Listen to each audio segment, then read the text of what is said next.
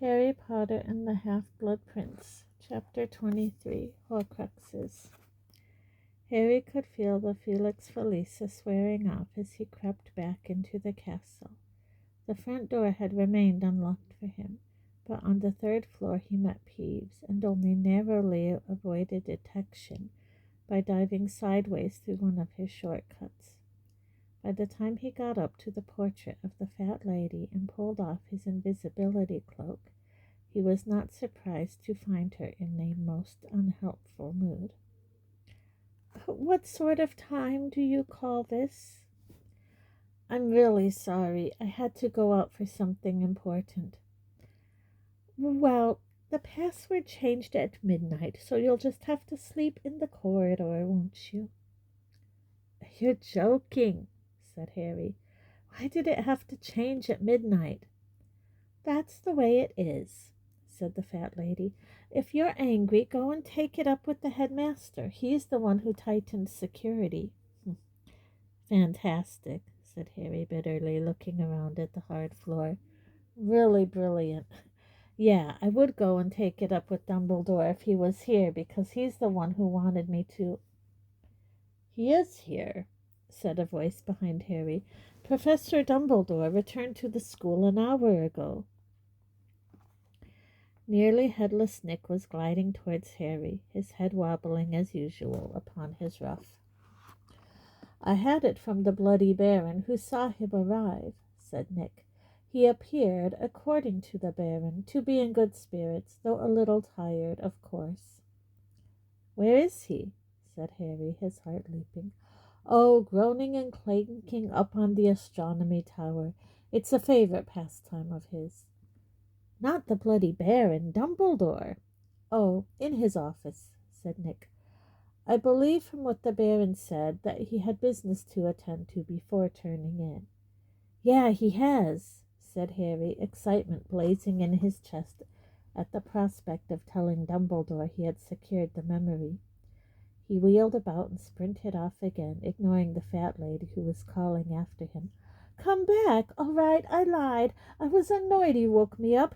The password's still tapeworm."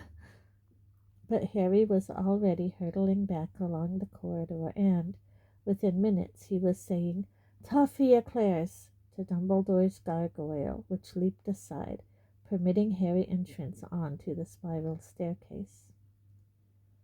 "Enter," said Dumbledore when Harry knocked. He sounded exhausted. Harry pushed open the door. There was Dumbledore's office, looking the same as ever, but with black star-strewn skies beyond the windows. "Good gracious, Harry," said Dumbledore in surprise. "To what do I owe this very late pleasure?" "Sir, I've got it. I've got the memory from Slughorn." Harry pulled out the tiny glass bottle and showed it to Dumbledore. For a moment or two the headmaster looked stunned. Then his face split in a wide smile. "Harry, this is spectacular news. Very well done indeed. I knew you could do it." All thought of the lateness of the hour apparently forgotten, he hurried around his desk, took the bottle with Slughorn's memory in his uninjured hand, and strode over to the cabinet where he kept the pensieve. "And now," said Dumbledore, placing the stone basin upon his desk and emptying the contents of the bottle into it, "now at last we shall see. Harry, quickly." Harry bowed obediently over the pensieve and felt his feet leave the office floor. Once again he fell through darkness and landed in Horace Slughorn's office many years before. There was the much younger Horace Slughorn, with his thick, shiny, straw-colored hair and his gingery blonde mustache, sitting again in the comfortable winged armchair in his office, his feet resting upon a velvet buffet, a small glass of wine in one hand, the other rummaging in a box of crystallized pineapple. And there were the half a dozen teenage boys sitting around Slughorn, with Tom Riddle in the midst of them, Marvolo's gold and black ring gleaming on his finger. Dumbledore landed beside Harry just as Riddle asked, Sir, is it true that Professor Merrythought is retiring? Tom, if I knew I couldn't tell you, said Slughorn, wagging his finger reprovingly at Riddle, though winking at the same time. I must say I'd like to know where you get your information, boy. More knowledgeable than half the staff you are. Riddle smiled. The other boys laughed and cast him admiring looks. What with your uncanny ability to know things you shouldn't, and your careful flattery of other people who matter. Thank you for the pineapple, by the way. You're quite right. It is my favorite. Several of the boys tittered again. I confidently expect you to rise to Minister for Magic within 20 years. 15 if you keep sending me pineapple. I have excellent contacts at the ministry. Tom Riddle merely smiled as the others laughed again. Harry noticed that he was by no means the eldest of the group of boys, but that they all seemed to look to him as their leader. I don't know that politics would suit me, sir, he said when the laughter had died away. I don't have the right kind of background, for one thing. A couple of the boys around him smirked at each other. Harry was sure they were enjoying a private joke, undoubtedly about what they knew or suspected regarding their gang leader's famous ancestor. Nonsense, said Slughorn briskly.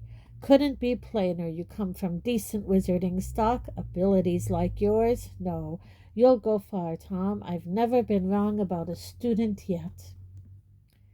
The small golden clock standing upon Slughorn's desk chimed 11 o'clock behind him, and he looked round. Good gracious, is that the time already? You'd better get going, boys, or we'll all be in trouble. Lestrange, I want your essay by tomorrow, or it's detention. Same goes for you, Avery. One by one the boys filed out of the room. Slughorn heaved himself out of his armchair and carried his empty glass over to his desk. A movement behind him made him look round. Riddle was still standing there.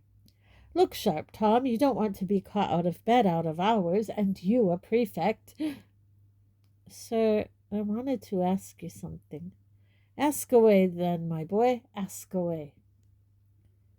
Sir, I wondered what you knew about Horcruxes. Slughorn stared at him, his thick fingers absent-mindedly caressing the stem of his wine-glass. Project for defense against the dark arts, is it? But Harry could tell that Slughorn knew perfectly well that this was not schoolwork. Not exactly, sir, said Riddle. I came across the term while reading, and I didn't fully understand it. No, well, you'd be hard-pushed to find a book at Hogwarts that'll give you details on Horcruxes, Tom. That's very dark stuff. Very dark indeed, said Slughorn. But you obviously know all about them, sir. I mean, a wizard like you... Sorry, if you can't tell me, obviously. I just knew if anyone could tell me, you could, so I just thought I'd ask. It was very well done, thought Harry. The hesitancy, the casual tone, the careful flattery, none of it overdone. He, Harry, had had too much experience of trying to wheedle information out of reluctant people, not to recognize a master at work. He could tell that Riddle wanted the information very, very much. Perhaps had been working toward this moment for weeks. Well, said Slughorn, not looking at Riddle, but fiddling with the ribbon on top of his box of crystallized pineapple. Well, it can't hurt to give you an overview, of course, just so that you understand the term. A Horcrux is the word used for an object in which a person has concealed part of their soul. I don't quite understand how that works, though, sir, said Riddle. His voice was carefully controlled, but Harry could sense his excitement. Well, you split your soul, you see, said Slughorn, and hide part of it in an object outside the body. Then, even if one's body is attacked or destroyed, One cannot die, for part of the soul remains earthbound and undamaged. But of course, existence in such a form. Slughorn's face crumpled, and Harry found himself remembering words he had heard nearly 2 years before. I was ripped from my body. I was less than spirit, less than the meanest ghost. But still, I was alive. Few would want it, Tom, very few. Death would be preferable. But Riddle's hunger was now apparent. His expression was greedy. He could no longer hide his longing. How do you split your soul? Well, said Slughorn uncomfortably, you must understand that the soul is supposed to remain intact and whole. Splitting it is an act of violation. It is against nature. But how do you do it? By an act of evil, the supreme act of evil, by committing murder. Killing rips the soul apart. The wizard, intent upon creating a Horcrux, would use the damage to his advantage. He would encase the torn portion. Encase? But how? There is a spell. Do not ask me. I don't know, said Slughorn, shaking his head like an old elephant bothered by mosquitoes. Do I look as though I have tried it? Do I look like a killer? No, sir, of course not, said Riddle quickly. I'm sorry. I didn't mean to offend. Not at all, not at all. Not offended, said Slughorn gruffly. It's natural to feel some curiosity about these things. Wizards of a certain caliber have always been drawn to that aspect of magic. Yes, sir, said Riddle. What I don't understand, though, just out of curiosity, I mean, would one Horcrux be much use? Can you only split your soul once? Wouldn't it be better, make you stronger, to have your soul in more pieces? I mean, for instance, isn't 7 the most powerfully magical number? Wouldn't 7... Merlin's beard, Tom, yelped Slughorn. 7! Isn't it bad enough to think of killing one person? And in any case, bad enough to divide the soul, but to rip it into 7 pieces. Slughorn looked deeply troubled now. He was gazing at Riddle as though he had never seen him plainly before, and Harry could tell that he was regretting entering into the conversation at all. Of course, he muttered, this is all hypothetical, what we're discussing, isn't it? All academic. Yes, sir, of course, said Riddle quickly. But all the same, Tom, keep it quiet what I've told. That's to say, what we've discussed. People wouldn't like to think we've been chatting about Horcruxes. It's a banned subject at Hogwarts, you know. Dumbledore's particularly fierce about it. I won't say a word, sir, said Riddle, and he left, but not before Harry had glimpsed his face, which was full of that same wild happiness it had worn when he had first found out that he was a wizard, the sort of happiness that did not enhance his handsome features, but made them somehow less human. Thank you, Harry, said Dumbledore quietly. Let us go. When Harry landed back on the office floor, Dumbledore was already sitting down behind his desk. Harry sat too and waited for Dumbledore to speak. I have been hoping for this piece of evidence for a very long time, said Dumbledore at last. It confirms the theory on which I have been working. It tells me that I am right, and also how very far there is still to go. Harry suddenly noticed that every single one of the old headmasters and headmistresses in the portraits around the walls was awake and listening in on their conversation. A corpulent, red-nosed wizard had actually taken out an ear trumpet. Well, Harry, said Dumbledore, I am sure you understand the significance of what we just heard. At the same age as you are now, give or take a few months, Tom Riddle was doing all he could to find out how to make himself immortal." "You think he succeeded then, sir?" asked Harry. "He made a Horcrux, and that's why he didn't die when he attacked me? He had a Horcrux hidden somewhere? A bit of his soul was safe?" "A bit, or more," said Dumbledore. "You heard Voldemort. What he particularly wanted from Horace was an opinion on what would happen to the wizard who created more than one Horcrux. What would happen to the wizard so determined to evade death that he would be prepared to murder many times, rip his soul repeatedly so as to store it in many, separately concealed Horcruxes. No book would have given him that information. As far as I know, as far, I am sure, as Voldemort knew, no wizard had ever done more than tear his soul in two." Dumbledore paused for a moment, marshalling his thoughts, and then said, "4 years ago I received what I considered certain proof that Voldemort had split his soul." "Where?" asked Harry. "How?" "You handed it to me, Harry," said Dumbledore. "The diary, Riddle's diary, the one giving instructions on how to reopen the Chamber of Secrets." "I don't understand, sir," said Harry. "Well, although I did not see the riddle who came out of the diary, what you described to me was a phenomenon I had never witnessed. A mere memory starting to act and think for itself. A mere memory sapping the life out of the girl into whose hands it had fallen. No, something much more sinister had lived inside that book. A fragment of soul. I was almost sure of it. The diary had been a Horcrux, but this raised as many questions as it answered. What intrigued and alarmed me most was that that diary had been intended as a weapon as much as a safeguard." "I still don't understand," said Harry. "Well, it worked as a Horcrux is supposed to work.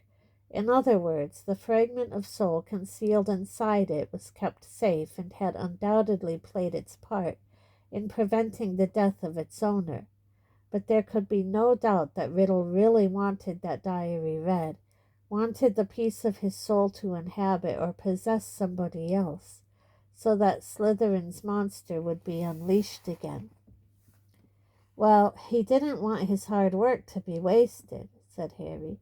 "He wanted people to know he was Slytherin's heir, because he couldn't take credit at the time." "Quite correct," said Dumbledore, nodding.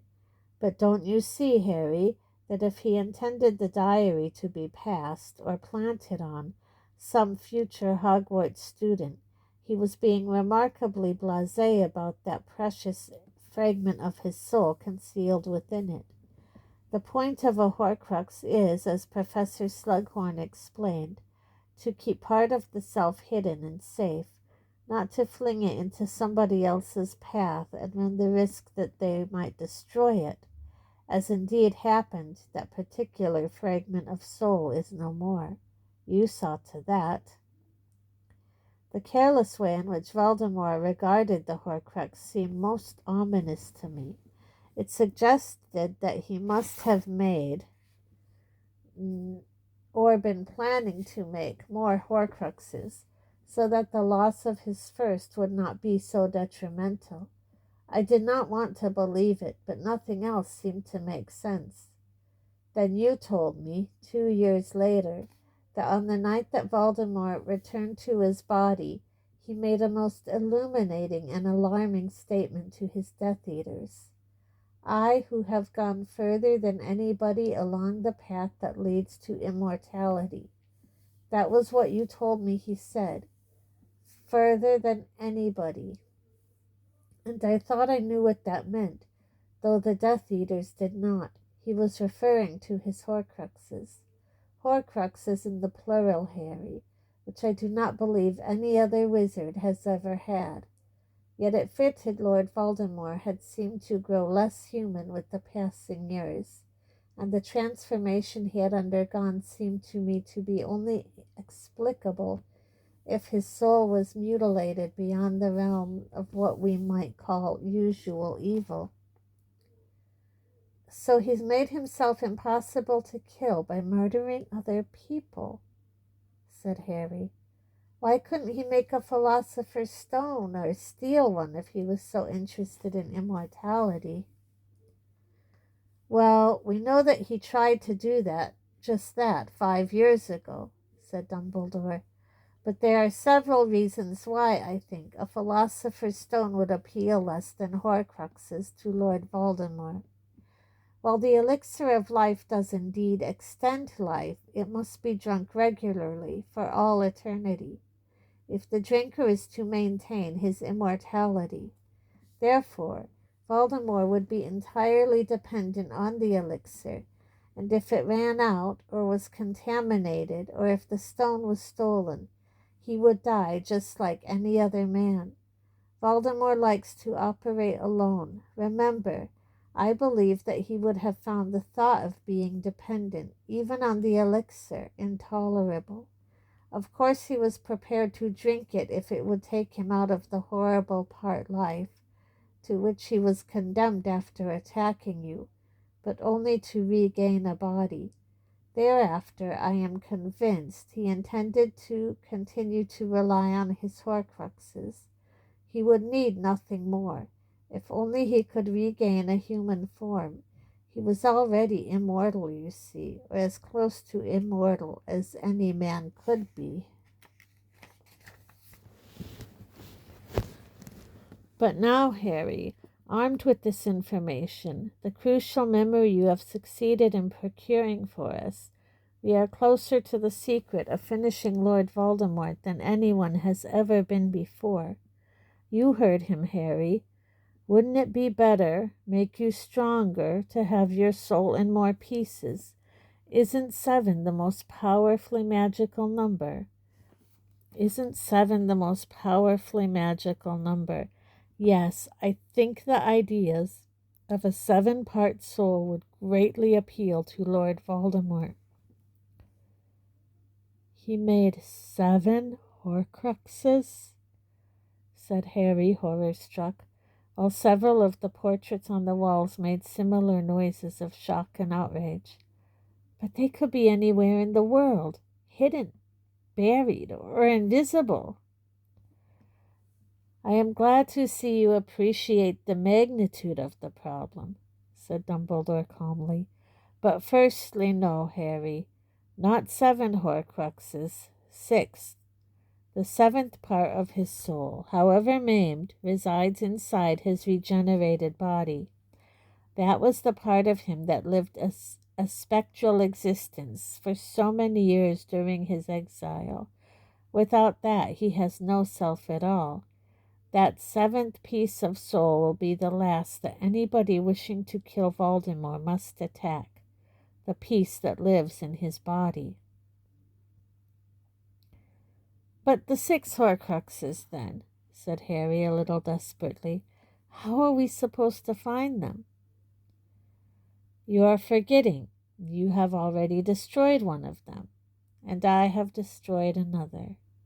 You have? Said Harry eagerly.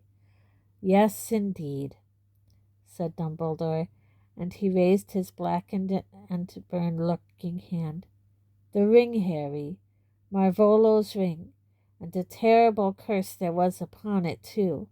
Had it not been, forgive me the lack of seemly modesty, for my own prodigious skill, and for Professor Snape's timely action when I returned to Hogwarts, desperately injured, I might not have lived to tell the tale. However, a withered hand does not seem an unreasonable exchange for a 7th of Voldemort's soul. The ring is no longer a Horcrux. But how did you find it? Well, as you now know, I have made it my business for many years to discover as much as I can about Voldemort's past life. I have traveled widely, visiting those places he once knew. I stumbled across the ring hidden in the ruin of the Gaunt's house. It seems that once Voldemort had succeeded in sealing a piece of his soul inside it, he did not want to wear it any more. He hid it, protected by many powerful enchantments, in the shack where his ancestors had once lived, Morphin having been carted off to Azkaban, of course.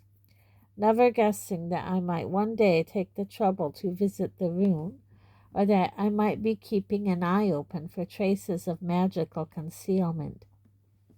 However, we should not regulate ourselves too heartily. You destroyed the diary and I the ring, but if we are right in our theory of a seven-part soul, 4 Horcruxes remain. And they could be anything, said Harry. They could be old tin cans or, I don't know, empty potion bottles.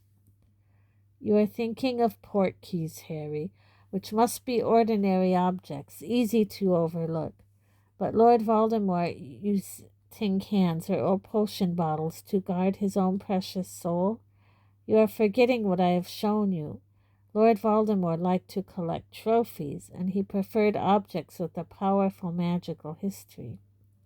His pride, his belief in his own superiority, his determination to carve for himself a startling place in magical history, these things suggest to me that Voldemort would have chosen his Horcruxes with some care, favoring objects worthy of the honor. The diary wasn't that special. The diary, as you have said yourself, was proof that he was the heir of Slytherin. I am sure that Voldemort considered it of stupendous importance.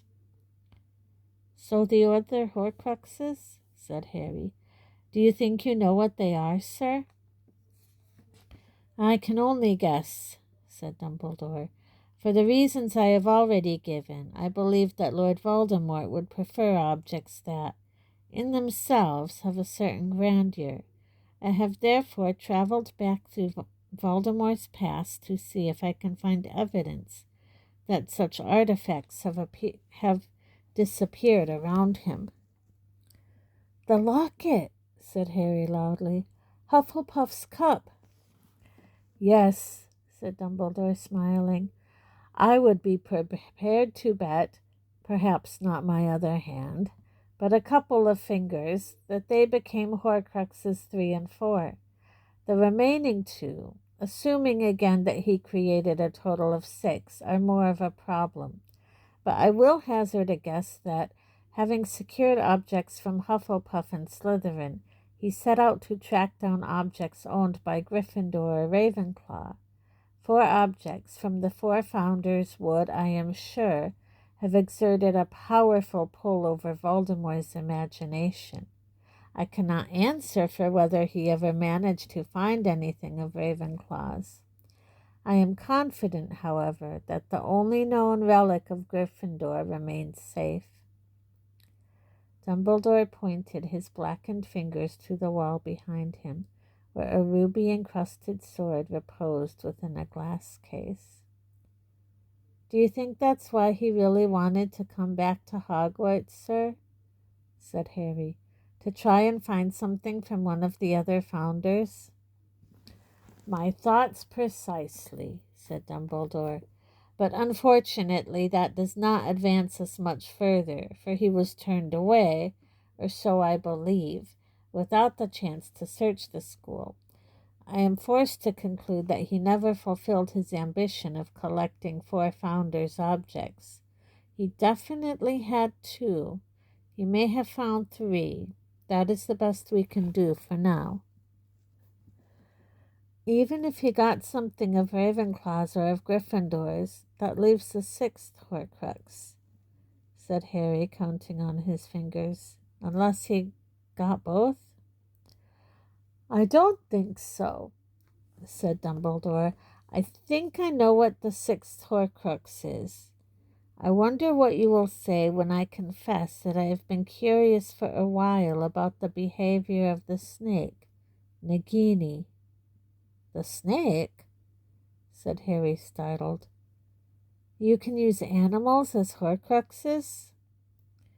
Well, it is inadvisable to do so, said Dumbledore, because to confide a part of your soul to something that can think and move for itself is obviously a very risky business. However, if my calculations are correct, Voldemort was still at least one Horcrux short of his goal of 6 when he entered your parents' house with the intention of killing you. He seems to have reserved the process of making Horcruxes for particularly significant deaths. You would certainly have been that. He believed that in killing you, he was destroying the danger the prophecy had outlined. He believed he was making himself invincible. I am sure that he was intending to make his final Horcrux with your death. As we know, he failed. After an interval of some years, however, he used Nagini to kill an old Muggle man, and it might then have occurred to him to turn her into his last Horcrux. She underlines the Slytherin connection, which enhances Lord Voldemort's mystique. I think he is perhaps as fond of her as he can be of anything. He certainly likes to keep her close, and he seems to have an unusual amount of control over her, even for a Parselmouth. So, said Harry, the diary's gone, the ring's gone, the cup, the locket, and the snake are still intact. And do you think there might be a Horcrux that was once Ravenclaw's or Gryffindor's? An admirably succinct and accurate summary. Yes, said Dumbledore, bowing his head. So, are you still looking for them, sir? Is that where you've been going when you've been leaving the school? Correct, said Dumbledore. I've been looking for a very long time. I think, perhaps, I may be close to finding another one. There are hopeful signs. And if you do, said Harry quickly, can I come with you and help get rid of it? Dumbledore looked at Harry very intently for a moment before saying, Yes, I think so. I can? Said Harry, thoroughly taken aback. Oh, yes, said Dumbledore, smiling slightly. I think you have earned that right. Harry felt his heart lift. It was very good not to hear the words of caution and protection for once. The headmasters and headmistresses around the walls seemed less impressed by Dumbledore's decision. Harry saw a few of them shaking their heads, and Phineas Nigellus actually snorted. Does Voldemort know when a Horcrux is destroyed, sir? Can he feel it? Harry asked, ignoring the portraits. A very interesting question, Harry. I believe not. I believe that Voldemort is now so immersed in evil, and these crucial parts of himself have been detached for so long, he does not feel as we do. Perhaps at the point of death he might be aware of his loss, but he was not aware, for instance, that the diary had been destroyed until he forced the truth out of Lucius Malfoy. When Voldemort discovered that the diary had been mutilated and robbed of all its powers, I am told that his anger was terrible to behold. But I thought he meant Lucius Malfoy to smuggle it into Hogwarts. Yes, he did, years ago, when he was sure he would be able to create more Horcruxes. But still, Lucius was supposed to wait for Voldemort's say-so, and he never recovered it, till Voldemort vanished shortly after giving him the diary. No doubt he thought that Lucius would not dare do anything with the Horcruxes other than guard it carefully, but he was counting too much upon Lucius's fear of a master who had been gone for years' end, and whom Lucius believed dead. Of course, Lucius did not know what the diary really was. I understand that Voldemort had told him the diary would cause the Chamber of Secrets to reopen, because it was cleverly enchanted.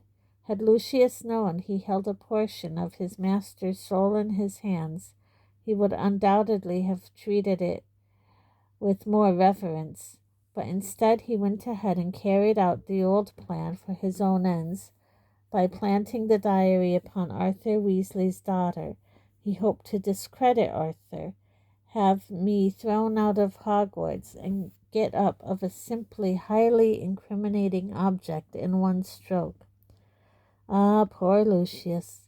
What with Voldemort's fury about the fact that he threw away the Horcrux for his own gain, and the fiasco at the Ministry last year, I would not be surprised if he is secretly glad to be safe in Azkaban at the moment.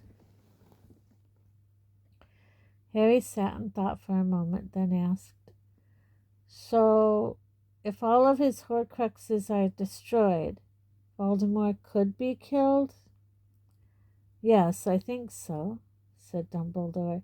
"Without his Horcruxes, Voldemort will be a mortal man with a maimed and diminished soul. Never forget, though, that while his soul may be damaged beyond repair, his brain and his magical power remain intact. It will take uncommon skill and power to kill a wizard like Voldemort, even without his Horcruxes." "But I haven't got uncommon skill or power," said Harry before he could stop himself. "Yes, you have," said Dumbledore firmly. "You have a power that Voldemort has never had. You can—" "I know," Harry said impatiently. "I can love." It was only with difficulty that he stopped himself, adding, "Big deal." "Yes, Harry, you can love," said Dumbledore, who looked as though he knew perfectly well what Harry had just refrained from saying, "which, given everything that has happened to you, is a great and remarkable thing. You are still too young to understand how unusual you are, Harry." "So when the prophecy says that all have power the Dark Lord knows not, it just means love?" asked Harry, feeling a little let down. "Yes, just love," said Dumbledore. "But Harry, never forget that what the prophecy says is only significant because Voldemort made it so. I told you this at the end of last year. Voldemort signed you out as the person who would be the most dangerous to him, and in doing so he made you the person who would be most dangerous to him." "But it comes to the same—" "No, it doesn't," said Dumbledore, sounding impatient now. Pointing at Harry with his black withered hand, he said, "You are setting too much store by the prophecy."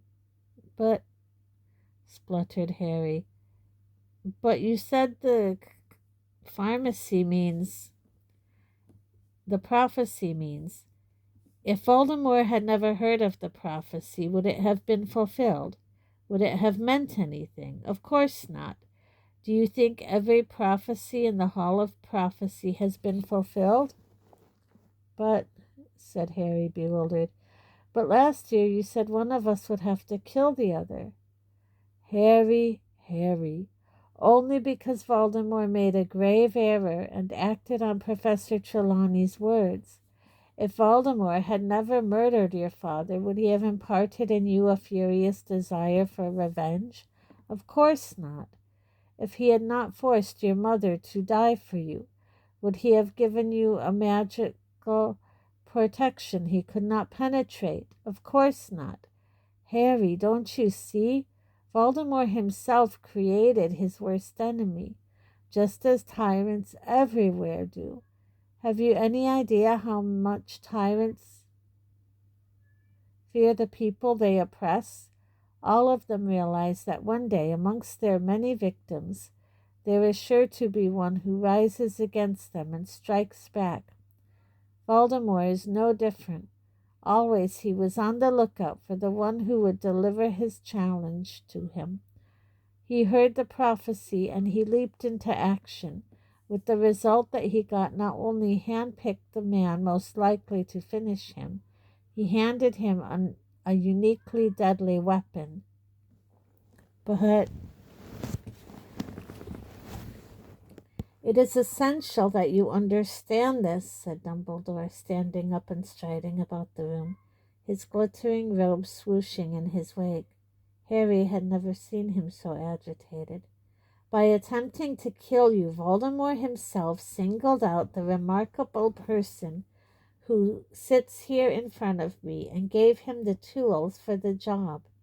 It is Voldemort's fault that you were able to see into his thoughts, his ambitions, that you even understand the snake-like language in which he gives orders. And yet, Harry, despite your privileged insight into Voldemort's world, which, incidentally, is a gift any Death Eater would kill to have, you have never been seduced by the dark arts, never, even for a second, shown the slightest desire to become one of Voldemort's followers. Of course I haven't, said Harry indignantly. He killed my mom and dad. You are protected, in short, by your ability to love, said Dumbledore loudly. The only protection that can possibly work against the lure of power like Voldemort's. In spite of all the temptations you have endured, all the suffering, you remain pure of heart, just as pure as you were at the age of 11, when you stared into a mirror that reflected your heart's desire, and it showed you only the way to thwart Lord Voldemort, and not immortality or riches. Harry, have you any idea how few wizards could have seen what you saw in that mirror? Voldemort should have known then what he was dealing with, but he did not. But he knows it now. You have flitted into Lord Voldemort's mind without damage to yourself, but he cannot possess you without enduring mental agony, as he discovered in the Ministry. I do not think he understands why, Harry, but he was in such a hurry to mutilate his own soul, he never paused to understand the incomparable power of a soul that is untarnished and whole.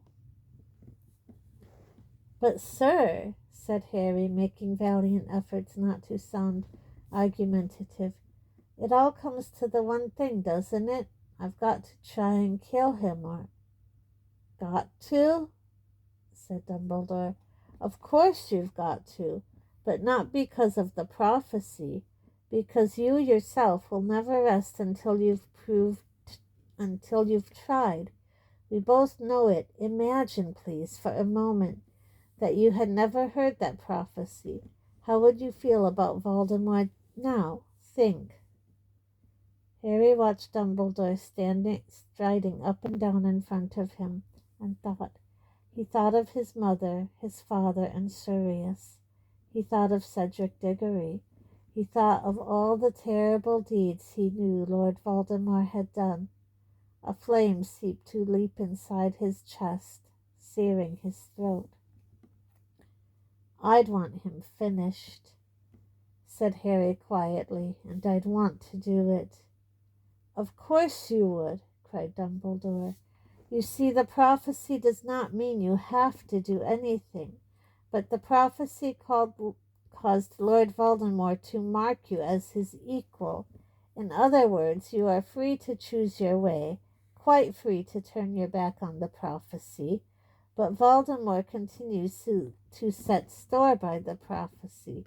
He will continue to hunt you, which makes it certain, really, that one of us is going to end up killing the other, said Harry.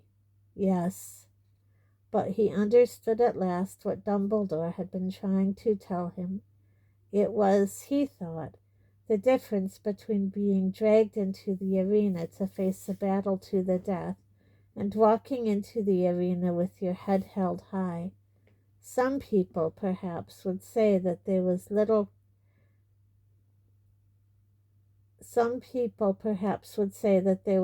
to choose between the two ways, but Dumbledore knew.